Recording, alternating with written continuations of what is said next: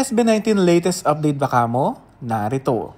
After their fresh and successful appearance sa Bicol Music Festival na halos magkumayaw ang mga tao, dumagundong, dinagsa talaga mga 18 para masaksihan ang live performances ng SB19. Halos mga bagong kanta ang kanilang pinerform para sa kanilang new EP na Simula at Wakas. Kaya nag-enjoy ang lahat. Kaya syempre best of the best talaga ang performance ng SB19.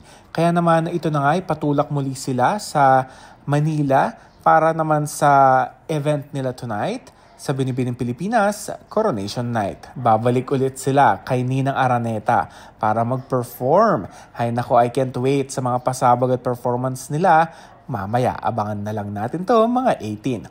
Samantala, ito na nga yung mga kuha ng mga fans, mga 18 na nandun mismo sa airport dahil nakuhanan sila papunta, kumbaga magbo-board na sila sa airplane. Napakaswerte na lang, di ba? Pero kung mapapansin ninyo, kahit pagod sila, dahil back-to-back ang kanilang events, talagang super smile pa rin sila.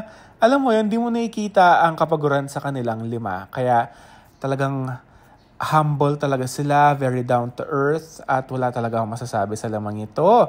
Kaya abangan na lang natin ang kanilang performance tonight. Ito na nga mismo sa loob mismo ito ng eroplano sa Philippine Airlines Express.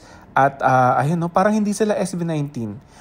Parang tignan mo, sila pa yung magbubuhat ng mga maleta nila, ilalagay nila sa cargo sa taas. Ay nako, talagang mahal na mahal talaga natin sila when it comes to this ganito na parang tao din sila. Kahit na superstar sila, they don't really care. At tutulungan ka pa nila. At kumbaga gagawin na lang talaga nila yung kung ano yung magagawa nila. Hindi sila yung parang pa-superstar effect.